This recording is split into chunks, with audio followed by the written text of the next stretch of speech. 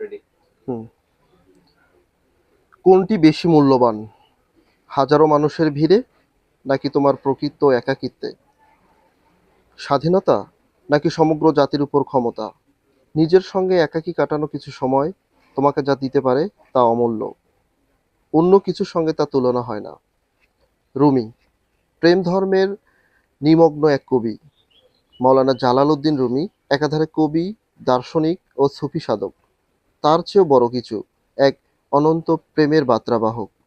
তাঁর কবিতায় কেবল শব্দ ও ছন্দের কৌশল নয়, বরং এক অনন্তহীন আত্মযাত্রা, যা পাঠককে নিয়ে যায় অন্তরের গভীরে, নীরবতার অন্তকেন্দ্রে। রুমির জন্য কবিতা হলো আত্মার ভাষা, যেখানে প্রেমই একমাত্র ধর্ম, প্রেমই চূড়ান্ত গন্তব্য। এই গ্রন্থে সংকলিত রুমির গজল ও কবিতাসমূহ এক অপার আধ্যাত্মিক জগৎ খুলে দেয়, যেখানে মানব প্রেমে লুকিয়ে থাকে খোদার প্রতি আকুলতা। শামস ও রুমির সম্পর্ক হয়ে ওঠে আত্মা ও পরমাত্মার রূপক।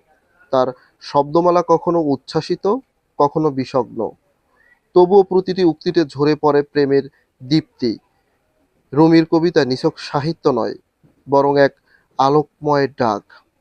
তুমি যা খুঁজছ তা আছে তোমার ভেতরে। শতাব্দীর ব্যবধান পেরিয়েও তার কণ্ঠস্বর আজও ধ্বনিত হয় আমাদের হৃদয়ে, নীরব, গভীর, কিন্তু আশ্চর্যভাবে জীবন্ত। এই গ্রন্থে রুমির সেই চিরকালীন বাণীসমূহ বাংলার অনুদিত হয়েছে মর্মস্পর্শী ভাষায়, যা পাঠককে আমন্ত্রণ জানায় এক অন্তর্জগতের পথে, যেখানে প্রেমী পথ এবং প্রেমী প্রার্থী। মৌলানা জালালউদ্দিন রুমির নির্বাচিত কবিতা ভাষান্তরে হাসান তারেকের বইটি পাওয়া যাচ্ছে ভাষাচিত্র প্রকাশনীতে। অমর একুশে বইমেলা, সোহরাওয়ার্দী উদ্যানের 511 থেকে 514 নম্বর স্টলে বইটি পাওয়া যাবে। ধন্যবাদ।